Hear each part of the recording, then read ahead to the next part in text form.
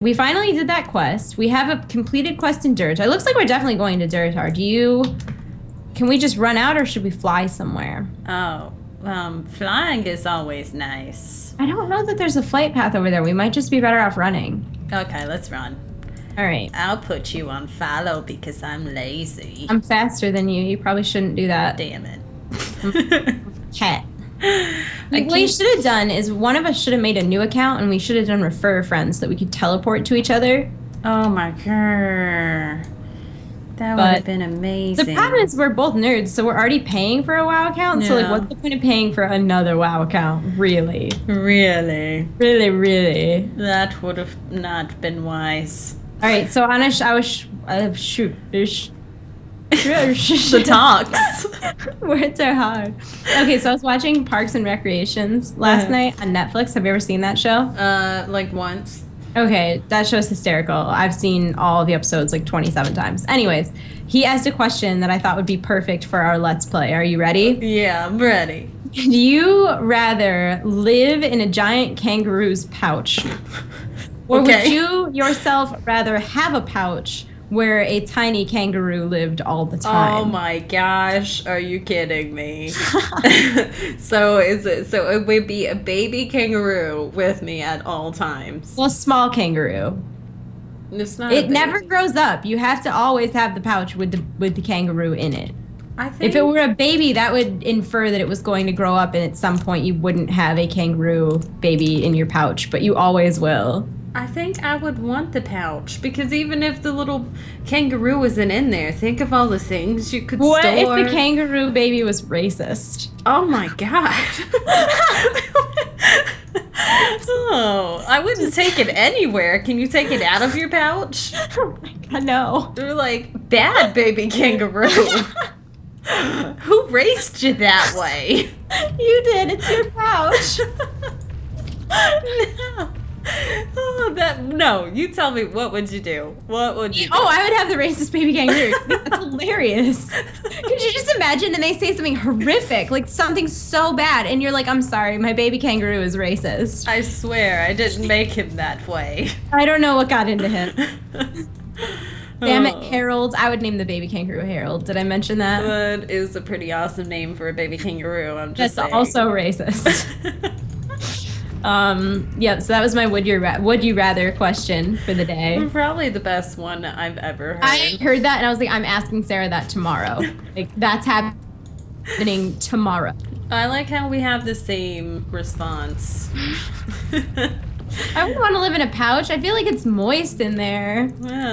Like, is there fluids in there? Is it like an amniotic sac? Because I'm not used to being inside of a placenta that I can occasionally stick my head out of. Could you get out?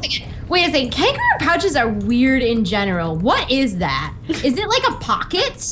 Like, how does that actually work? Like, is it a pocket or is it like a womb? Like, do they grow out of it and then climb out? Or like, I think it's like a room. Like they kind of hang out in there and they're like, I'm old now, I'm gonna get out of my room.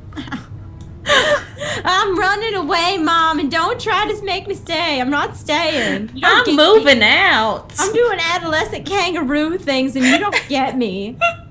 And would think about that too. If you had to like be in the pouch, you couldn't go anywhere. Mouse, you wouldn't get it, okay? So weird. You don't get my feelings.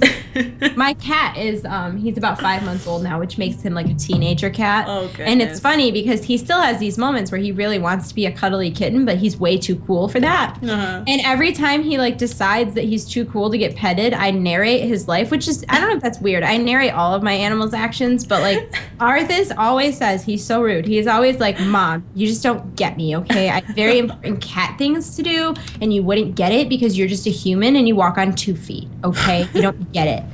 I think that you should make videos about this. Like, you should just narrate your cat videos. That would make my life. It's really strange. That's my life. My life is like making my animals talk. Like Violet's derpy. Violet's like really lovable and derpy, and she kind of talks like Fluttershy. She talks like this. Like everything's really great in Violet's life. And have you ever seen the epic mealtime video where they talk about the chicken burger merger? Okay, well, I always make Violet talk about her food as if it was epic mealtime. Oh, goodness. And kibble bits, and kibble bits, and more kibble bits. And one time I put my leftover ramen noodles in her bowl. and she like looked up at me all excited and shy, and I was like, noodle merger, noodle merger, noodle merger, noodle. Yes, I think everyone will agree that these need to be videos. It's just my everyday interactions with my pets. Oh, priceless. And Stanley's just really excited about everything. Like, Stanley loves everybody. Like, if someone comes in, he's like, hi, I'm Stanley. This is my special foot. It's kind of crooked, but my mom says it's special, but it's kind of just crooked. But that's okay, because I can run so fast. I can run so many wants to be running. But right now, I'm coming back. Now I'm back already because I'm the fucking Flash. I'm so fast. Hi, I'm Stanley.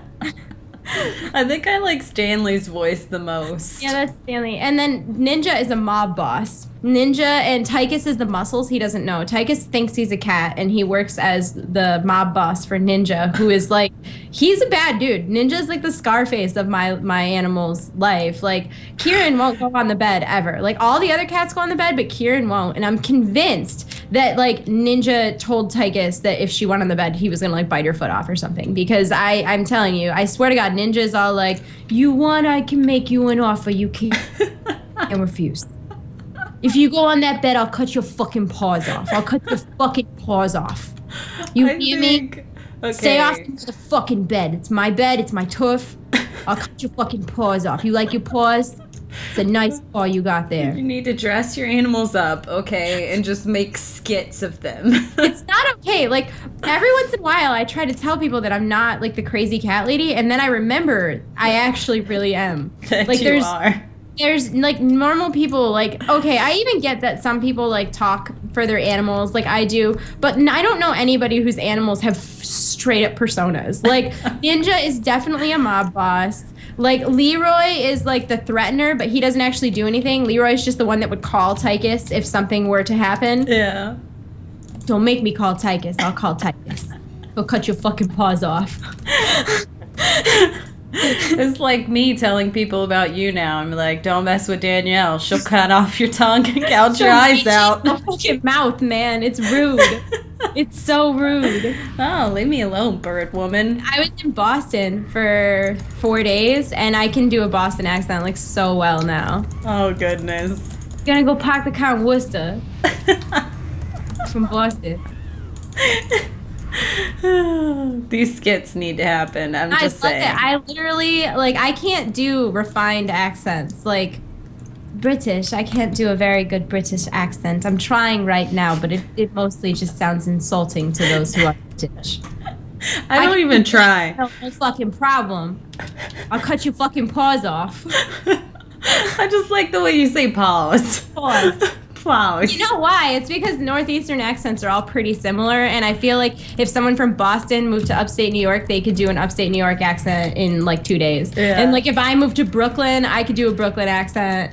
New Jersey, I got that.